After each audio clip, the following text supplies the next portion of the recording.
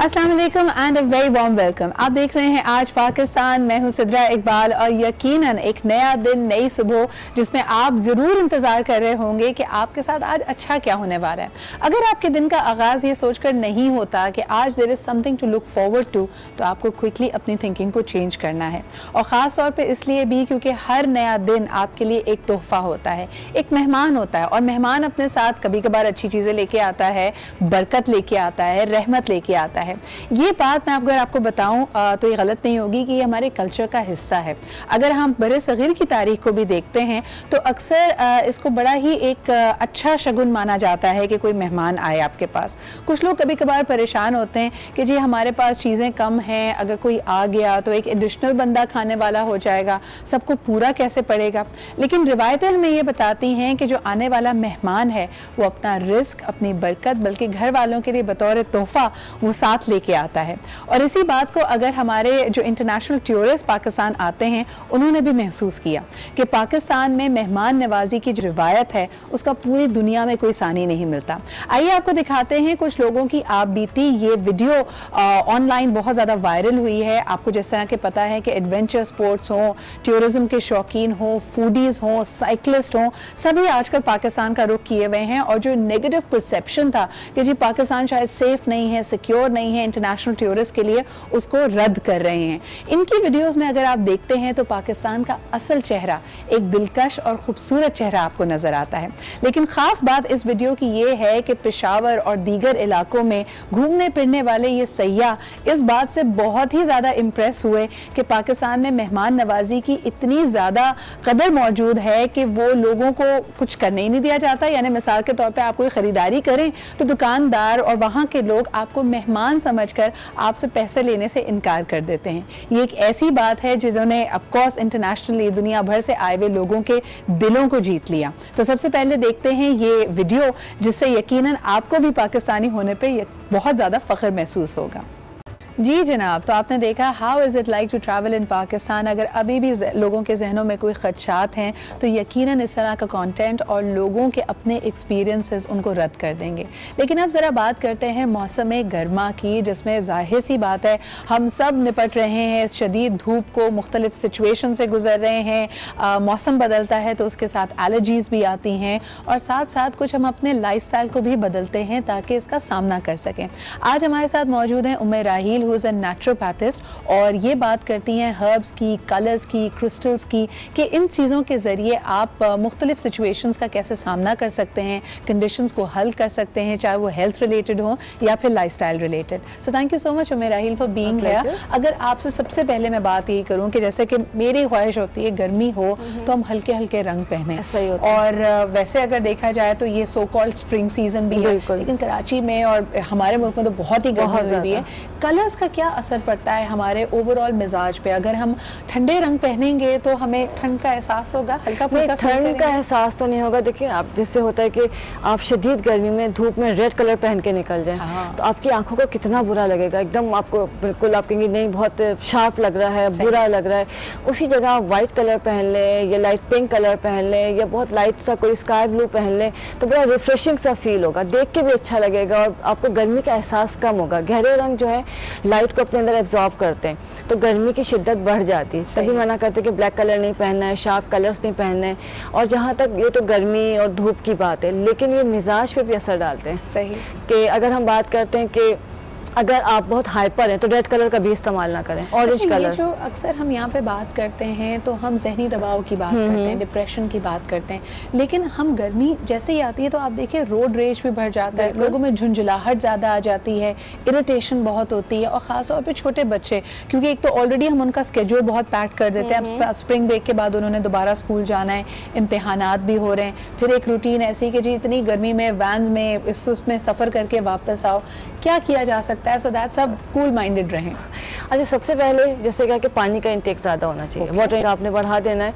और साथ साथ जो है जो रिफ्रेशिंग ड्रिंक्स होते हैं, अच्छा उसमें कोई आपको बहुत मेहनत नहीं करनी। पुदीना मिंट घर में होता है, क्योंकि हम खीरा घर में होता है, इमली घर में, आलू बुखारा घर में है। और इन तमाम जो अगर फ्रूट्स में हम जाते हैं तो फिर अगर आप देखते हैं कि खरबूजा है, तरबूज है, इन सब चीज़ों का जो है आप ड्रिंक बना सकते हैं, जूस बना सकते हैं।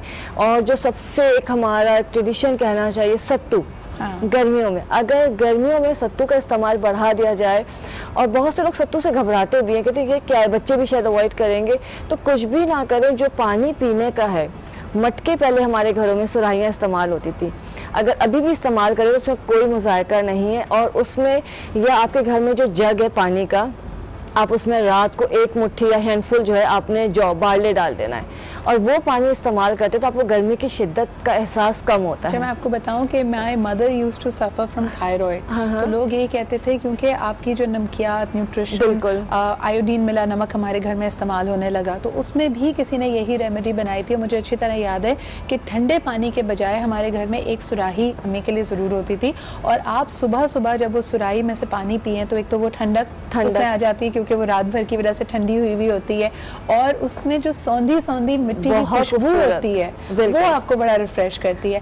मुझे एक बात बताएं मराइल, because you deal with aroma, the natural therapies, हमने जो अल्लाह ताला ने हमें अगर 5 हिस्से दी हैं, हमने उसका इस्तेमाल काफ़ी लिमिटेड कर दिया है। हम खाना, हमें भूख लगती है तो हम खाना खाते हैं कि बस जी हमने जल्दी से अपना पेट भर लेना है, लेकिन उसकी रंगत, उसका प्रेजेंटेशन, उसके जो मुख्तलिफ, जैसे फ्रूट्स की अगर बात की जाए, सैलड्स की बात की जाए, जितनी कलरफुल सैलड होती है उसको हम इंजॉय नहीं करते। और फिर कि ओवर कुक भी नहीं करना चाहिए। आपने 5 हिस्सों की बात की, लेकिन 5 हिस्सों के साथ 5 जायके भी उतारे गए, और हमारे यहाँ जायके बहुत ज़्यादा भी कर लेंगे तो 3 तो कॉमनली यूज़ होते हैं, और एक कभी कभार आता है, चौथे को तो हम भूल ही चुके हैं। तो 5 जायके जो हैं वो 5 हिस्सों को, हिस्सियात को बढ़ाते भी हैं और बहुत सारी बीमारियों को दूर भी करते हैं। तो डेली रूटीन के अंदर वो 5 चीज़ें मौजूद होनी चाहिए। उसमें एक मीठा हो गया है, एक नमक जो सॉल्टिश होता है, सॉल्टी फ्लेवर होता है, एक खटास होती है जी, एक कड़वा होता है, बिटरनेस होता है, ठीक है, और एक जो है उसका जायका नहीं तो फीका होता है। ये 5 जायके अपनी जिंदगी में लाजमी रखने चाहिए, चाहे थोड़ा सा ही ऐड करें। तो उससे क्या होता है कि आप बहुत सारी चीज़ों से महफूज रहते हैं। अच्छा, ये माइंडफुलनेस की तरफ भी जो आप जितनी बातें कर रही हैं, ये जिंदगी को, ये जो मशीनी रफ्तार है ना, उससे हटाने की बात करती है। यानी कहती है कि आपके पास अगर ये जूस भी रखा है, बिस्किट्स भी हैं, लाइफ का जो भी एक्सपीरियंस है उस तजुर्बे को फुली तौर पे आप अवेयर हो, आप उसको फील करें। अक्सर हम अपने आप के लिए ना वो एक जो हमने गोल बनाया होता है कि जी यहाँ से निकल के फौरन हमने स्कूल पहुंचना है, दफ्तर पहुंचना है, हम उसके पीछे इस तरह भाग रहे होते हैं कि इस जर्नी को एंजॉय करना भूल जाते हैं। एक बड़ा इंपॉर्टेंट सवाल जो हम इरिटेशन के हवाले से कर रहे थे, गर्मियों में भी और आम तौर पर भी लोग पर्सनल हाइजीन का ख्याल नहीं करते। वो जो आपने सेंसेस की बात की, तो हमारी सेंस ऑफ स्मेल सबसे ज्यादा गर्मियों में सफर करती है बेचारी, क्योंकि लोगों को अपनी पर्सनल हाइजीन का ख्याल नहीं होता। लोग अक्सर ये समझते हैं कि जी बड़ा महंगा, या तो इसमें टोटके लगते हैं, या फिर जी गर्मी है पसीना तो आएगा तो वी आर स्मेलिंग बैड। कोई ऐसी टिप्स बताएं ताकि हम खुद भी रिफ्रेश रहें, हमारी ज़िंदगी भी आसान हो, हमारे इर्द गिर्द के लोगों की ज़िंदगी भी आसान हो। हमें तो शायद इतना जिसके साथ होता है उसको इतना एहसास नहीं होता, लेकिन जो सराउंडिंग्स के लोग होते हैं उनके लिए बहुत मुश्किल हो जाता है कि ट्रैवल करना, ऑफिस में बैठना बहुत मुश्किल हो जाता है। अच्छा, उसके लिए सबसे कोई इतना मुश्किल काम नहीं है। गर्मी आती है, स्वेटनिंग एक नेचुरल प्रोसेस है, होना भी चाहिए, बट अगर वही जैसे मैंने कहा कि 5 टेस्ट आपकी ज़िंदगी में मौजूद हैं, तो आपके अंदर ये चीज़ें मौजूद नहीं होंगी। मेथी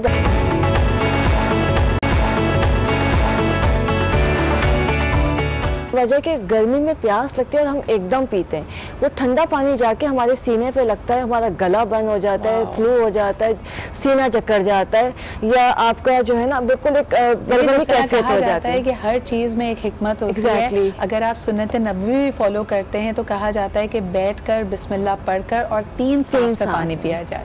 तो सुराही का पानी, मटके का पानी, वो आपके लिए हार्मफुल नहीं है। अगर आप उसको पी भी जाते हैं, आपने बैठ के 3 सांस में पीना है, और वो जितना भी पी लेंगे वो आपको या आपके बच्चों को, फैमिली को जो है आपके ठंड नहीं पहुंचाएगा, आपके लंग्स को नुकसान नहीं पहुंचाएगा। ये तो वो रेमेडीज है जो हम लॉन्ग टर्म में कर सकते हैं। मेरा ये भी बताएगा कि हमारी वो बहनें, वो व्यूअर्स जो अबाया पहनती हैं, बुर्के का इस्तेमाल करती हैं, अक्सर हम ऐसे मटेरियल्स के अबाए बनवाते हैं जिसमें हवा का बिल्कुल गुजर नहीं होता, तो वही जो हम बात कर रहे थे कि बॉडी ओडर उसमें ज़्यादा बढ़ जाती है। ऐसी ख़वातीन क्या कर सकते हैं? देखिए, एक तो मटेरियल का ख्याल रखें, और सबसे इम्पोर्टेंट कलर का ख्याल रखें। और कलर ज़रूरी नहीं है, ब्लैक बहुत अच्छा लगता है, इवनिंग में आप पहन सकते हैं, मौसम बेहतर है तो पहन सकते हैं, कुछ लाइट कलर्स आप पहने। और जो आपने एक दिन पहना, जो बच्चे यूनिवर्सिटी जा रही हैं, कॉलेज जाती हैं, पूरा दिन पहना हुआ है, तो उसको लाजमी वॉश करना है। अगर आपके पास एक भी है तो कोई मसला नहीं, आपने रात को सिंपल पानी से निकालना है, उसमें थोड़ा सा लेवेंडर ऑयल डाल लें या टी ट्री ऑयल डाल लें तो बड़ा फ्रेश आपको स्मेल आएगी, खुशबू उसकी बड़ी अच्छी सी हो जाएगी। या रोज ऑयल डाल सकते हैं। और आपने उसको रेगुलर वॉश नहीं करना, सिर्फ आपने थोड़ा सा पानी से निकाला एंड देन उसको बाहर सूखने रखना। ये बहुत जरूरी है। पहले जमाने में हमेशा करते थे, घर में जो तौलिए भी अगर इस्तेमाल हो रहे हैं या कपड़ा अगर पहना हुआ, आप उसको दोबारा वॉश नहीं करना चाहते, लेकिन अगर उसमें पसीना आपकी बॉडी से वो टच हुआ है तो उसको हवा जरूर लगाएं। हमारे यहाँ जो वेंटिलेशन है ना, उसका इतना ख्याल नहीं एक्चुअली अपार्टमेंट हमारे यहाँ ज़्यादा एक ट्रेंड बना हुआ है, कल्चर बन गया, तो वहाँ पे वेंटिलेशन भी नहीं है, बिल्कुल बंद है। तो उसमें कोशिश करनी चाहिए हवा, और बल्कि मैं कहती हूँ थोड़ा सा पानी से निकाल दे तो कोई हर्ज नहीं है। जैसे कि पसीना पे देखा होगा कि जो स्वेटिंग की स्मेल, पंजेंट स्मेल है बहुत ज्यादा। अगर आप कुछ भी कर ले, कितना स्प्रे कर लें, परफ्यूम्स लगा लें, वो बुरी होती चली जाती है। Thank you so much for giving us those tips. और हम इंशाल्लाह ताला आपको बुलाते रहेंगे मुख्तलिफ सब्जेक्ट्स के ऊपर। लेकिन वाकई गर्मियों में पसीना आना, गर्मी लगना, ये एक नेचुरल अमल है, लेकिन आपकी वजह से दूसरे अनकंफर्टेबल ना हो, इसका ख्याल आपको खुद रखना पड़ेगा। छोटी छोटी टिप्स थी जी, ये अगर आप करेंगे तो ना सिर्फ आपके लिए दिन बेहतर हो जाएगा, बल्कि दूसरों के लिए भी आप एक जाज़िबे नज़र, एक बहुत ही दिलकश पर्सनालिटी बन जाएंगे। एक छोटा सा ब्रेक लेते हैं, ब्रेक के बाद वापस आएंगे, कुछ और इंटरेस्टिंग गेस्ट हमारे साथ मौजूद हैं, उनसे भी आपकी मुलाकात कराते हैं। Stay with us.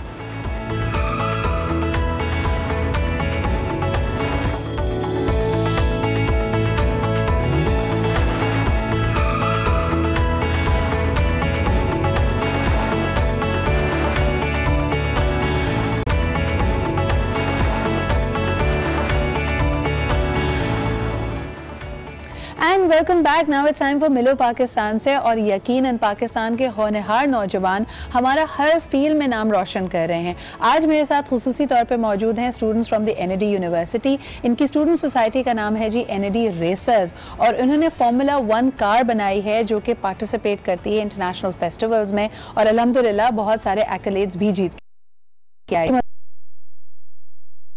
Minhajul Arif, Sundas और मोहम्मद हमजा से क्या हाल चाल है आप लोगों के? It is so good to have you guys है। सबसे पहले अगर सुल्तान आपसे मैं पूछूं कि आई थिंक 2016 में एनएडी रेसर्स ये स्टूडेंट सोसाइटी बनी, और इसका मकसद क्या था, और आप लोग ये क्या फार्मूला 1 रेस जो के लिए जो कार बनाते हो वो कहाँ पार्टिसिपेट करती है, कौन से कॉम्पिटिशन में? ये जो कॉम्पिटिशन होता है basically formula student of automotive engineering वाले ऑर्गेनाइज करवाते हैं जी। तो हमारा मकसद ये था कि पाकिस्तान गाड़ी बनाना और पाकिस्तान को रिप्रेजेंट करना। अच्छा, इसके पीछे ये था कि हमारा कि हम शो कर सकें पाकिस्तान को कि दुनिया में कि पाकिस्तान का पॉजिटिव इमेज, कि पाकिस्तान में भी इस तरह का काम हो रहा है। And because you are engineering students, तो आपको बताते चलें कि ये फार्मूला कार जो बनाई जाती है इसके मुख्तलिफ टेस्ट होते हैं, जिसमें इंड्योरेंस टेस्ट होता है। इसको बेसिकली जज किया जाता है from an engineering point of view कि ये कितनी साउंड है। और पाकिस्तान के इंजीनियर्स, एक वक्त था, अगर हम बहुत ज़्यादा पुरानी बात नहीं करें, 10-12 साल पहले, Pakistan despite being a developing country जहां पे एजुकेशन और दूसरे चैलेंजेस थे, we were the 7th largest engineer producing country of the world. यानी हमारे यहाँ के जो इंजीनियर्स हैं वो पूरी दुनिया में अपनी काबिलियत और अपनी महारत के हवाले से मकबूल हैं। तो जी यही एक मेरे ख्याल में this is another platform where you showcase that, right? Yes, it is right. अच्छा, मुझे बताओ कि वहाँ जो कंपटीशन आता है, if I will ask you, मुश्किल उसके आगे खड़े रहना, कहीं कहीं कभी कॉन्फिडेंस में कमी आती है? नहीं, एक्चुअली जहाँ तक कॉन्फिडेंस की बात है, हमारा कॉन्फिडेंस और बूस्टअप हो जाता है ये देख के कि दुनिया कहाँ से कहाँ जा रही है, और हमें भी बहुत आगे जाना है। लेकिन वहाँ जो है हम ये फील करते हैं, हम उस चीज़ को जब मोटिवेशन लेते हैं कि हमें जो है अपने एफर्ट्स को बिल्कुल भी कम नहीं करना है, और हमें एक वक्त ऐसे अचीवमेंट, हमें वो वक्त अचीव करना है कि हम जो है उनसे कम्पीट कर सकें। अच्छा Minhaj, whenever I speak to young people, और ख़ास तौर पे जब वो साइंस रिलेटेड कोई भी सब्जेक्ट की बात करते हैं, चाहे वो कंप्यूटर्स हो, इंजीनियरिंग हो, उनको एक शिकवा ये होता है कि हमारे मुल्क में R&D पे बहुत ज़्यादा ख़र्चा नहीं किया जाता। आप लोग you are in the foremost engineering university of Pakistan, क्या आपके तासुरात है R&D पे? कितनी सपोर्ट फैकल्टी और यूनिवर्सिटी से मिलती है? What more can be done?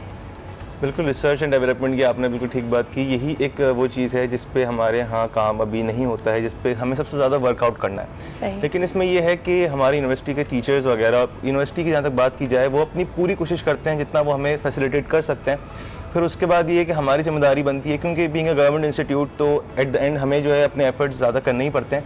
हम कोशिश करते हैं कि इंडस्ट्रीज़ को कोलैबोरेट करें, साथ यूनिवर्सिटी के साथ मिल के कुछ ऐसा अचीव कर सकें कि जिसमें, क्योंकि हमारे अवेयरनेस का बड़ा मसला है, इंडस्ट्रीज़ को ये रियलाइज़ करना होगा कि हमें खुद अपने लोगों को डेवलप करना है, आगे लेके आना है, ताकि हम खुद कुछ कर सकें। हम हर चीज़ बाहर से मंगाते हैं, बाहर से इंपोर्ट करते हैं, हमें खुद से मैन्युफैक्चर करना है, खुद से डिज़ाइन करना है। दैट्स आवर पर्पस और यही हम अचीव करना चाहते हैं। Design thinking is a complete subject, यानी यहाँ तक कि जो लोग इंजीनियर्स नहीं भी हैं, अगर आप मैनेजमेंट की भी बात करें तो दैट पॉइंट कि किस तरह आपने एक पूरे प्रोसेस को सोचना है, इमेजिन करना है, डिज़ाइन करना है। अच्छा सुंदर, मेरे जहन में एक बात आती है कि पाकिस्तान के इंजीनियर्स अपनी महारत और काबिलियत की वजह से पूरी दुनिया में मशहूर हैं और पूरी दुनिया में we have made a big contribution. अगर हम मिडल ईस्ट भी चले जाते हैं तो the way the city is structured, आपको कभी अफसोस होता है कि हम अपने टैलेंट को अपने मुल्क में इस्तेमाल नहीं कर पाते? यानी look at our own civil engineering projects, या हमारे यहाँ वो सहूलतें मौजूद नहीं है कि आप लोग अपना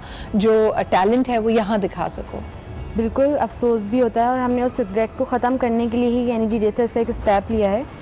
ये एक छोटा सा स्टेप है उस डेवलपमेंट की तरफ कि हम भी अपने मुल्क को वहाँ तक ले जा सकें और वो कर सकें जो दूसरे कंट्रीज कर रहे हैं। अच्छा, and being a girl I see very few girls, और ये सिर्फ पाकिस्तान का मसला नहीं, अगर आपने भी 3 इडियट्स देखी हो, पूरी दुनिया में ये मसला है, इंजीनियरिंग में लड़कियाँ कम आती हैं। इसकी क्या वजह है?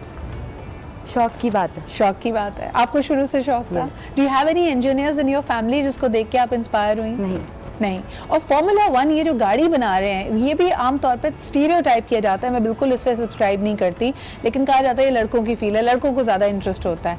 आपका इंटरेस्ट कैसे डेवलप हुआ? मैंने कहा ना, शौक की बात है। हाँ। और मेरा बहुत ज़्यादा इंटरेस्ट था कि मैं इस टीम का पार्ट बनूँ, और अल्हम्दुलिल्लाह मैं इस टीम का पार्ट हूँ। टीम ने भी बहुत सपोर्ट किया है मुझे यहाँ पे और बहुत ज़्यादा मुझे फ्री हैंड दिया है काम करने के लिए।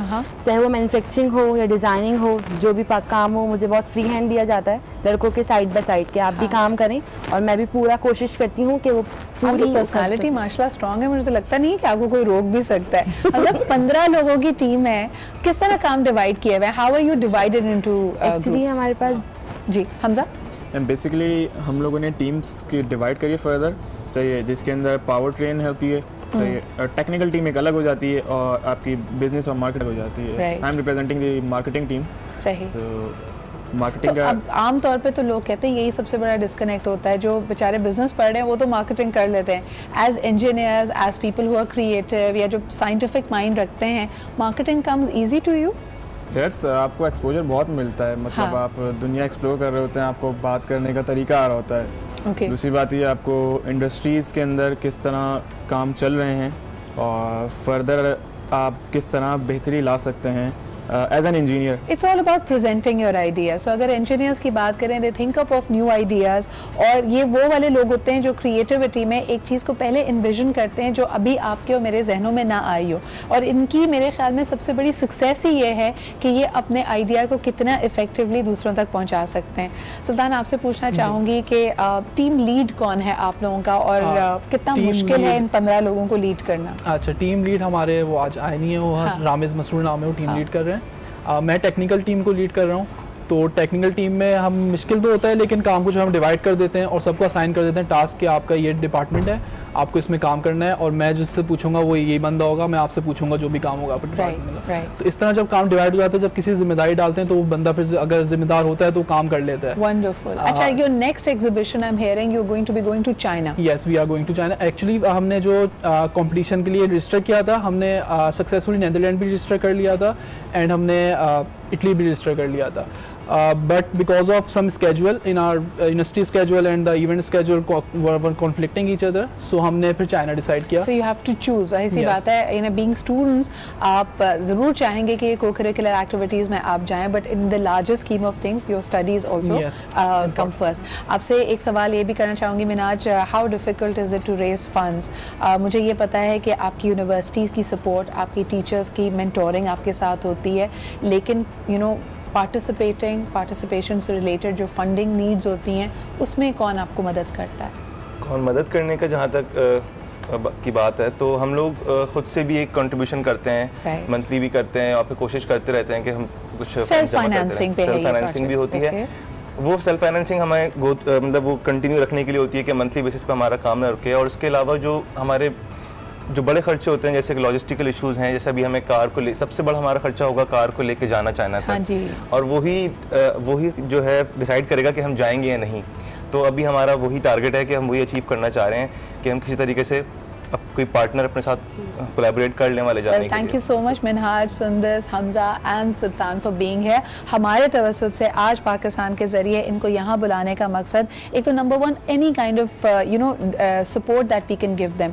पाकिस्तान को जब हम कहते हैं कि it is the land of dreams, so you literally have to make it the land of dreams. इनका भी एक ख्वाब है, इन्होंने एक फार्मूला 1 कार बनाई है जो कि इंजीनियरिंग मावल है। अब इनको फैसिलिटेट करने के लिए जो भी हमारे मुतालिका इदारे हैं या जो लोग इनको फंड कर सकते हैं, इनको सपोर्ट कर सकते हैं to make this logistics easier for them, हम चाहेंगे कि they can reach out to us. हमारा ईमेल एड्रेस आपके सामने है, ज़रूर हमें लिखें so that we can connect you to the NAD racers. और इसी के साथ लेते हैं अभी एक छोटा सा ब्रेक। हमारे साथ रहिए और देखते रहिए आज पाकिस्तान।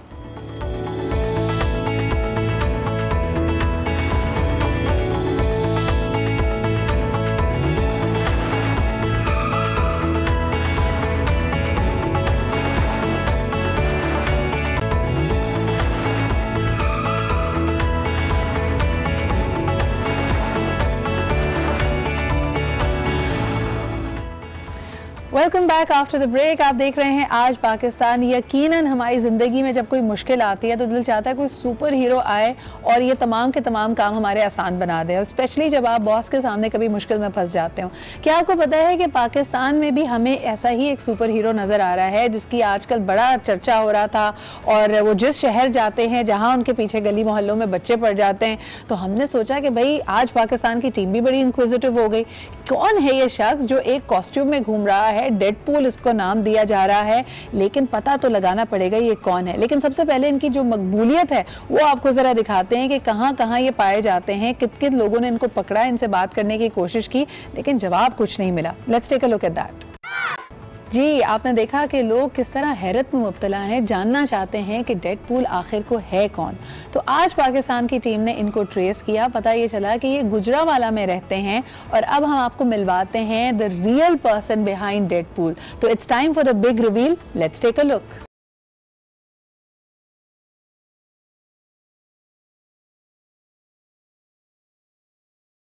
तो मैं हूं ताहा इजाज और मैं हूं पाकिस्तान का डेडपूल। जी, जब ये मास्क उतरा है तो इसके अंदर से बरामद हुए हैं जी ताहा इजाज साहब। इनसे पूछना चाहेंगे, एक तो वेलकम टू आज Pakistan, thank you so much ताहा फॉर मेकिंग टाइम। काफ़ी अरसे से हम आपके पीछे पड़े हुए थे, ढूंढ रहे थे, ट्रेस कर रहे थे, आखिरकार आप हमें मिल ही गए। सबसे पहले पूछना चाहेंगे ये आइडिया आपको कैसे आया, किस तरह आपने सोचा, वॉज इट ऑल एंटरटेनमेंट कि जी बच्चों का दिल रिझाया जाए, या इसके पीछे कोई और भी मकसद था? वेल, हम लोग मार्वल के बहुत बड़े फैंस हैं और डेडपूल जो है ना ये एक बहुत शैतानी कैरेक्टर है। बेसिकली इसकी जो जितनी भी मूवीज़ है ना ये सारी फ़नी है, एक्शन भी हैं लेकिन ज़्यादातर ही फ़नी होती हैं।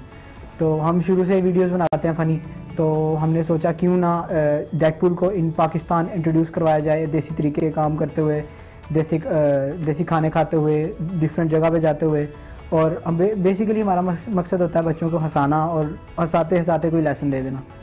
पर डेडपूल से अभी हमने कोई लेसन तो नहीं दिया, पर हमारी कोशिश ये है कि हम आहिस्ता आहिस्ता बच्चों को अच्छे लेसन दें। अच्छा ताहा, अगर आप असल में कोई सुपर हीरो होते तो हर बच्चे की फैंटेसी होती है और लोग पूछते हैं कि जी अगर आप सुपर हीरो होते तो आपकी क्या सुपर सलाहियत होती। So if you were really a super hero, आप क्या चाहते कि आपके पास कौन सी सुपर पावर हो? अगर मैं असली सुपर हीरो था तो जैसे डेडपूल के पास थी, मेरे पास होपफुली वैसी पावर्स ही होती जिसमें है रीजनरेशन और डेडपूल सेंस और मतलब सुपर स्ट्रेंथ वगैरह। अच्छा, अक्सर तो आप इस कॉस्ट्यूम में होते हैं, वायरल आपकी वीडियोस हो गई हैं, लोग इस कैरेक्टर को ही जानते हैं। घर में और करीबी दोस्तों में किस किस को पता है कि ये असल में ताहा हैं? जी, सबको पता है। मोस्टली जो लोग हैं, इवन जो हमारे पेज पे आते हैं, उनको भी पता है कि ये ताहा ही है, क्योंकि पहले भी हम फनी वीडियोस कर रहे थे, उसमें भी मेरा करैक्टर इसी तरह का ह्यूमरस और मिस्चीवियस था, तो सबको पता है कि ये ताहा ही है। Well, thank you so much for being here with us. तो सबसे पहले जी डेडपूल को रिवील किया आज पाकिस्तान ने, आपकी मुलाकात कराई ताहा से। अब बढ़ते हैं ब्रेक की तरफ, और ब्रेक के बाद वापस आएंगे तो हमारे साथ मौजूद होगी शेर दिल की star cast. So don't go anywhere and keep watching Aaj Pakistan.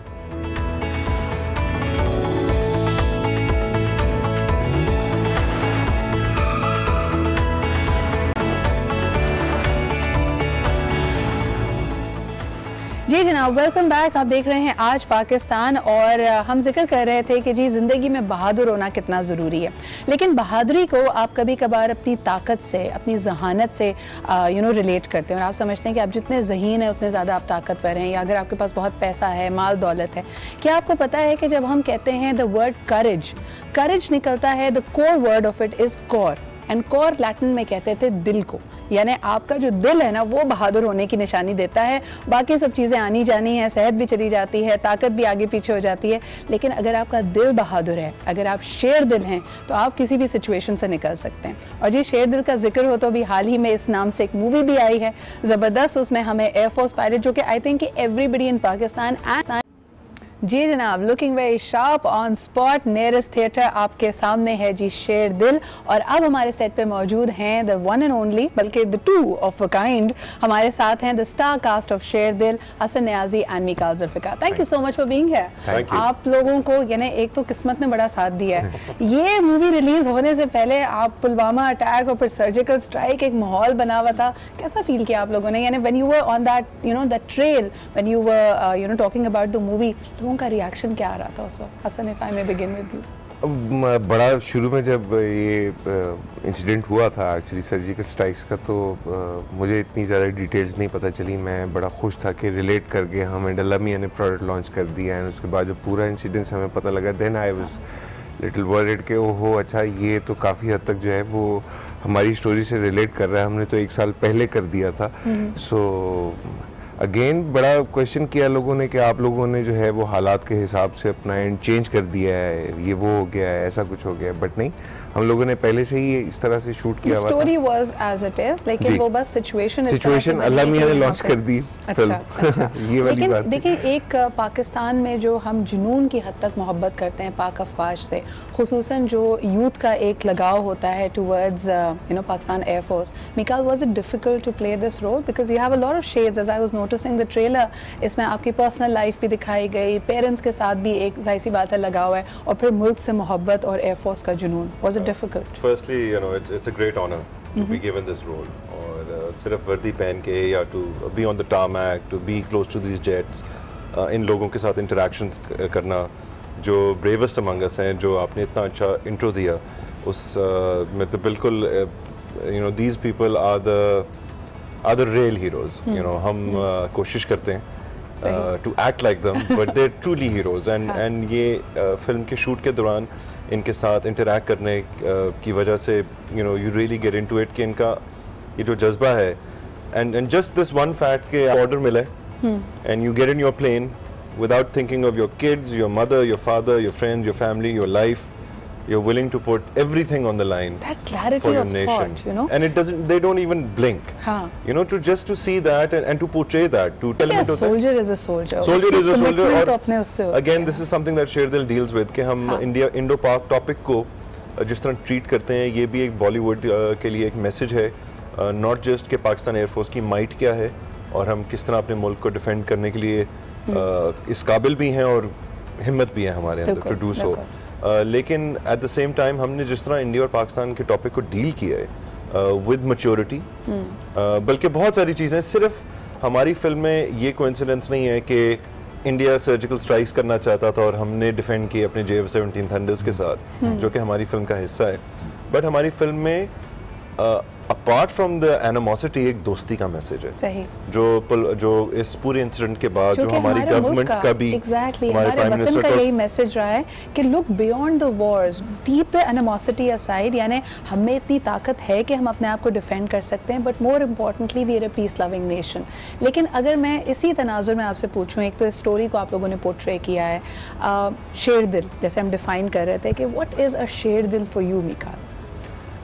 शेर दिल वही जज्बा है जिसकी हम बात कर रहे थे, जो जिसका वाकई दिल एक शेर की तरह है, जो क्योंकि शेर भी ऐसे होता है, अगर उसके घर पे कोई अटैक करे तो वो चाहे मर जाए उस चीज़ में, वो अपने घर को डिफेंड करेगा, तो यही एक शेर दिल होता है। और माशाल्लाह हमारी एयरफोर्स सारी की सारी भरी हुई है शेर दिलों से। और ये जितना अपनी लाइफ में आप लोगों ने कोई ऐसा एक्सपीरियंस किसी के साथ पर्सनली हुआ हो कि यार इसमें सिद्रा बहुत ज़्यादा करेज और बहादुरी की ज़रूरत थी to face this situation?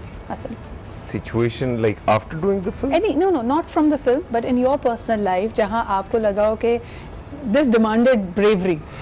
Yes, Pakistan air force Sargodha base पे इंडियन बैजेस के साथ एक्ट करना, that was tough task, and base commander के मैं कपड़े चपड़े पहन के बेस कमांडर साहब के ऑफिस में मुझे पहुंचना था, वहाँ से मेरा सिपाही आपके साथ रखे होंगे बताने के लिए कि सिर्फ एक्टिंग कर रहे हैं। ये बड़ा उस टाइम पे नहीं थे अनफॉर्चुनेटली, और मैं इंडियन बैजेस के साथ अपना हेलमेट पकड़ के जा रहा हूँ, सामने बेस कमांडर ऑफ करके आ रहे हैं, उनका हाथ ना गुस्से में लाल और उनका हाथ वेपन, इंडियन क्या कर रहे हैं मेरे दफ्तर में भाई, और कोई अलार्म नहीं बजे, कुछ नहीं हुआ, ये कहाँ से आ गया, अल्लाह का कौन सा अजाब आ गया, ऊपर से गिर गया ये, और चलता आ रहा है भाई। And he was very angry, उनका अपने वेपन पे हाथ, और हमारे प्रोड्यूसर मेजर नुमान सर, अगर सर सर सर सर ये पाकिस्तानी आधार कार्ड, शनाख्ती कार्ड आपने फौरन निकाल लिया, एक्सप्लेन किया उनको, कहते हैं इन टाइम रिपोर्ट हो गई है। मैं मतलब मरते मरते बचा। That was a tough task के बेस के ऊपर इसको और बाकी सारे अपने फिल्म के हीरो को और रियल हीरोज को देख के ना, जब मेरे बैजेस लग रहे होते थे ना, मैं कहता आपके पेरेंट्स हैं या आपके बच्चे हैं या you know so deep down you feel you're very emotional?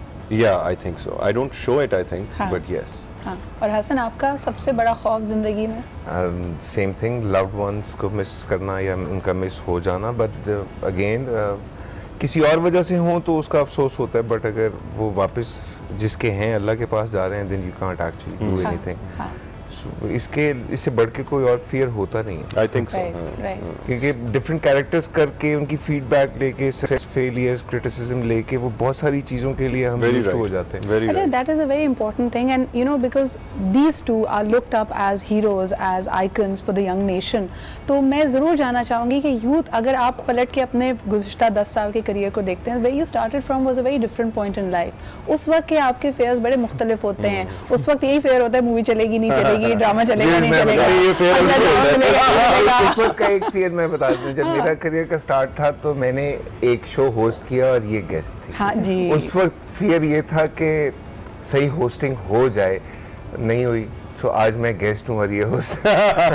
लेकिन हसन के उस शो के बारे में मैं आपको बताऊं, ये एक स्पेशल ट्रांसमिशन कर रहे थे, I think it was for the 14th of August, और उसके अंदर अचीवर्स को बुलाया था। वो एक और वजह से भी हसन बहुत यादगार था, क्योंकि मेरे साथ, if you remember, it was Arfa Karim, and it was both our first time, and she was such a pocket rocket, Mikal, because वो चटर उस वक्त वो 9 साल की होगी, and she just come back from Microsoft. इस बारे में भी बात करेंगे, और दी अचीवर्स, ये तमाम वो शेर दिल हैं जिन्होंने पाकिस्तान का नाम रोशन किया है। एक छोटा सा ब्रेक लेते हैं, and we'll be right back.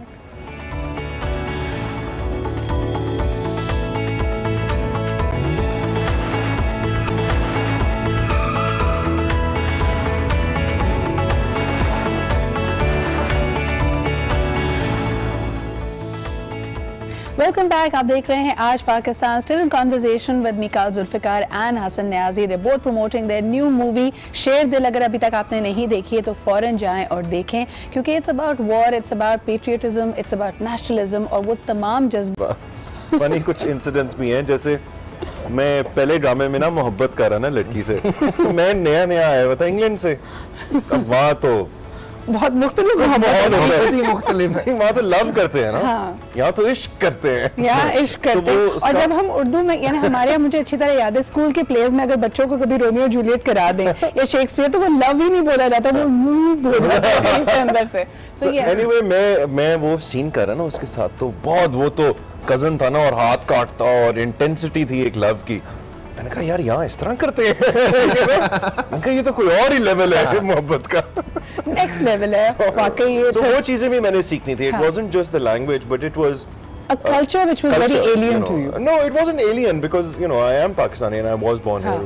कुछ एक मेरा अरसा वहाँ गुजरा, लेकिन मेरी जो तो मोहब्बत की लाइफ में बहुत कमी थी कि ये शेड्स न देखे। क्या मसला था मिकाल? और बाकी just things like just relationships आपस में, लोग कैसे करते। छोटी में तब वो पहली दफा लाइन आई कि डंके की चोट पे ना ये कह दूंगा, मैंने कहा कौन डंके की चोट, कौन सी वाली चोट होती है, मुझे एक्सप्रेशंस नहीं पता था, तो वो बट आई डिड दैट। बल्कि ये मैं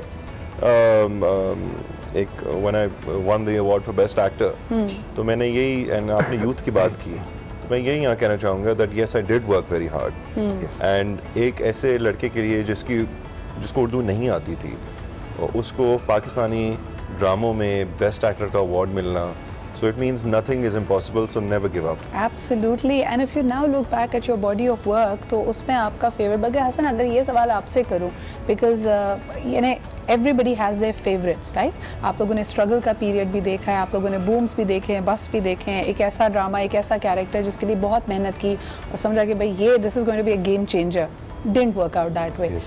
How do you bounce back as an actor? As an actor मैं तो सिर्फ ये सोचता हूँ कि इज़्ज़त अल्लाह के हाथ में, all you can do is मेहनत। हाँ। एंड उसमें भी to be very honest mostly इस तरह हुआ है कि कलेक्टिवली एज टीम जब हम काम कर रहे होते हैं और कुदरत अगर सीधा नीयतों पे देना शुरू कर देना तो शायद हमारे कलेक्टिव एज टीम किसी भी प्रोजेक्ट को इज्जत ना मिले। अच्छा, क्योंकि इतनी नेगेटिविटी हो जाती है, कहीं ना कहीं होती है। हाँ, पूरी टीम में जब आप प्रोजेक्ट्स कर रहे होते हैं, लेकिन वो एक चीज़ है कि जब उसके हाथ में है तो आप अपना पूरा कर दें, इधर से नहीं होगा, प्रोजेक्ट फ्लॉप भी होते हैं। बड़ी दफ़ा ऐसा हुआ कि मैंने बड़ी मेहनत की और मैं कहा अब तो बस अल्हम्दुलिल्लाह। हाँ। कभी खान साहब के बाद मेरा ही नाम होगा पाकिस्तान में। लाहौर से लेके सादकाबाद तक लाइट ही उड़ गई। ऐसे ऐसे भी हुए। और चिंटू मिंटू इस तरह के रोल्स के ऊपर जो है वो भी अल्लाह ने इतनी इज्जत दी कि एट टाइम्स कोई प्यार करने वाला आ जाता है, ऑटोग्राफ या सेल्फी की बात हो जाती है, इट्स टोटली उसके हाथ में है। हिट एंड मिस है, आपको लगता है? आप सिर्फ मेहनत कर सकते हैं। अच्छा, आप लोगों को एक बहुत अच्छा I agree with that to some extent. I think you never know. कभी-कभार जो आप चीजें जिन पे बहुत मेहनत करते हो और आप सोचते हो ये तो it's gonna change everything, it doesn't work. और कभी-कभार वो चीज जो आप करते हो जिसमें आपका दिल भी नहीं होता, हाँ। आप मेहनत भी नहीं करते, मतलब आप अच्छा लगने की कोशिश भी नहीं कर रहे होते हो, आप सिर्फ दिहाड़ी लगा रहे होते हैं। Exactly, and it works. You know, so लेकिन ये जरूर say this word in your show, दिहाड़ी वाले काम में बहुत इज्जत अल्लाह नवाज़। I think it's a bit like this कि आप मेहनत आपको जरूर करनी चाहिए। मुझे लगता है इसमें अगर आप देखें ना, वो मेटाफिजिकली जैसे कहते हैं, your resistance is low. You haven't attached any expectations to the outcome. You're giving it your 100%. Maybe because if it achieves better than that, तो you're very surprised. Whereas जब आपने बहुत high expectation set की होती है और वो नहीं meet करता, हाँ, कभी comparison में पड़ते हैं, क्योंकि देखें आप लोग एक अच्छे वक्त में आप लोगों ने मीडिया एंटर किया। आजकल के यंगस्टर्स वो कहते हैं कि जी कंपटीशन बहुत है, उस वक्त भी आई एम श्योर कंपटीशन होगा, but do you ever look back and से कि यार it was relatively easy, industry छोटी थी, 3-4 प्रोडक्शन हाउसेस थे, काम मिलना करना, अपने आप को रजिस्टर कराना शायद आसान था? Yes and no. आजकल तो ओवरनाइट भी आपको सक्सेस मिल जाती है। आजकल तो you don't even have to be on TV. अगर आप सिर्फ इंस्टाग्राम पे तो आप फेमस हो जाते हैं। और आप हर दफा एक पाउट करके आप सेल्फी लेना जानते हैं। I think with time it keeps on changing. हाँ। अगर मुश्किल तब भी था, आई थिंक जब हमने भी किया था, ऐसा नहीं है, मुश्किल तब भी था। मुश्किल आज भी हमारे लिए है एंड हमारे लिए अब ज्यादा है, क्योंकि over the period of time आपने मेंटेन भी करना है, आपको सीनियरिटी की एक लेगेसी भी रखनी है, आपको अपने सीनियर्स से भी पीछे रहना, अपने जूनियर्स से भी आगे रहना, सो आप बड़ा लिमिटेड हो जाते हैं। Do you feel you typecasted Hassan? Yes, कि बस 3-4 ही किस्म के रोल हैं, एक खूबसूरत आदमी है तो वो एक शादी नहीं करता है हमारे पाकिस्तानी ड्रामों में, और कॉमनर है तो उसका कहीं ना कहीं वो रोल आता है कि वो अपनी बीवी को 2-3 थप्पड़ मारता है, और वो रोती है तो रेटिंग आती है। वो उसके लिए अपने दिल को ये तसल्ली दी है, मैं कहती देखें सारी दुनिया कहती है बहुत प्यारे हैं, ड्रामों में प्यारों की 2-2 शादियां हो रही होती है, मेरी एक हो रही होती है। मैं क्या ड्रामे में मैं क्या रियल टाइम वाला बुरा उधर चला गया, उधर वाला अच्छा मैं रियल टाइम में कर लूंगा, मैं 2 शादियां रियल टाइम। ये आपके बट जो मैं इससे पहले बात कर रहा था कि अब हमारे लिए भी उतना ही ज़्यादा मुश्किल है जितना न्यू कमर्स के लिए, क्योंकि अब हम जितना भी वक्त गुजार चुके हैं, हमारा मुकाबला अब न्यूज़ चैनल्स के न्यूज़ कास्टर्स और हर रोज़ की किसी खबर के साथ होता है। ओहो, आपने कंपटीशन बिलावल रख लिया है इसका मतलब ये तो बड़ा ही मुश्किल है आपके लिए हसन। अब उस yes there was a time जब मैंने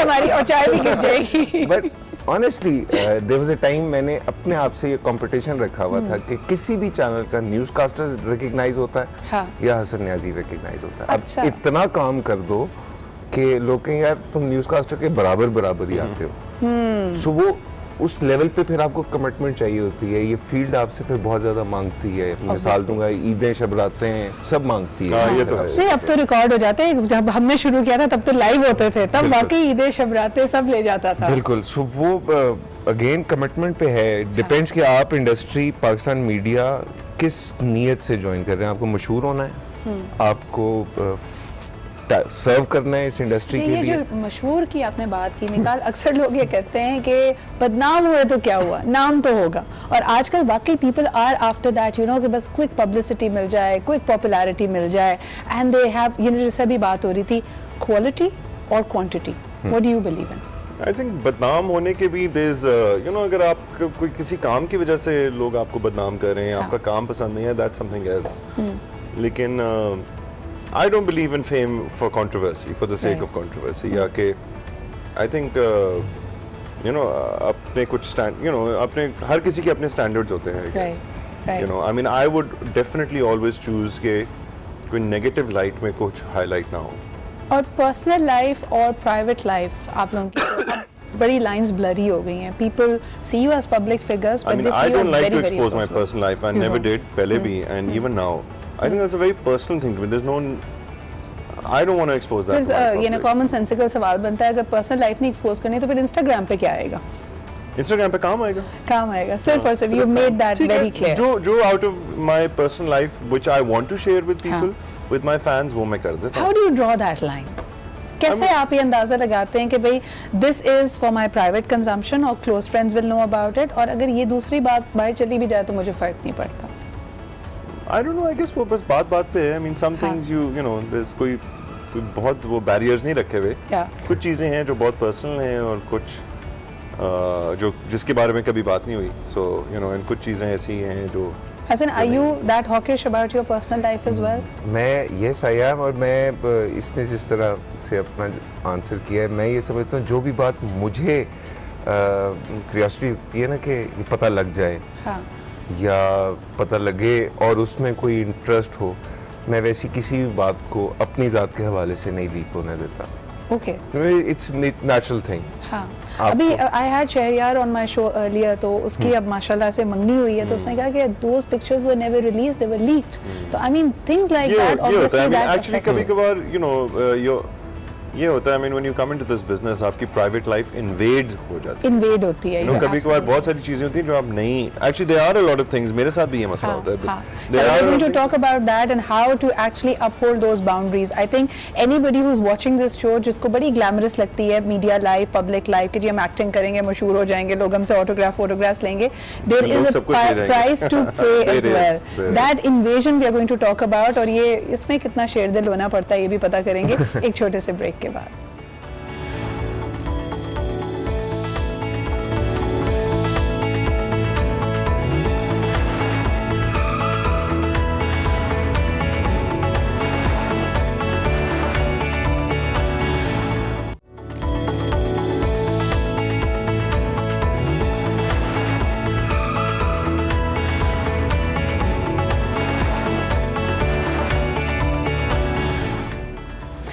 वेलकम बैक। हम बात कर रहे हैं शेर दिल मूवी के हवाले से। अगर अभी तक आपने ये मूवी नहीं देखी है, make sure you go to your nearest movie theatre and watch it. और बड़ी अच्छी बात ये भी हो गई कि लिमिटेड आपके पास ऑप्शंस हैं, तो देखनी तो पड़ेगी आपको मूवी। मिकाल, ये do you see this as a blessing in disguise? I do, और बल्कि on this I like to say कि लोगों को ना I want to encourage people के चाहे जैसी भी है, अभी पाकिस्तानी सिनेमा जैसा भी है ना, जरूर फ्लॉज होते हैं। Did very well. हमारी टीम मेजर साहब ने बहुत अच्छी लाइनअप करके दी हुई थी, and to be very honest, how long did it take to shoot the whole movie? कितना लंबा स्पेल था आप लोगों का?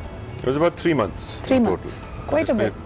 ब्रेक्स भी आए थे इसमें बीच में? About 60-65 days in total out in 3 months. और simultaneously आप दोनों में से कोई और एक्टिंग प्रोजेक्ट कर रहा था? नहीं, I wasn't. Nothing, fully dedicated to share this. हम इस काबिल भी नहीं थे, हमारे क्रू कट हुए थे, मतलब हम वैसे ही बेस से बाहर निकलते थे तो काइंड ऑफ अजीब से एलियन से लगते थे वहाँ। कि ना हम वहाँ से रिलेट करना चाह रहे होते थे, लेकिन हमें पता था हम बेस से निकले हैं, बेस में वापस जाना है, तो वो एक्सपर्ट भी तो होना चाहिए ना, उसके बगैर नहीं कंप्लीट होता है। यकीन बहुत सारी जगहों पे प्रमोशन के अंदर जो है वो इस 2 जुमलों ने मुझे इतना सपोर्ट किया है, बहुत सेव किया है। जहाँ कहीं बात होती है टी इज फैंटास्टिक या कहीं ऐसा सवाल पूछे जिसका जवाब नहीं आता, I am not supposed to tell you that, वो लाफ्टर में मोमेंट आगे निकल जाता था। Mikal, what about you?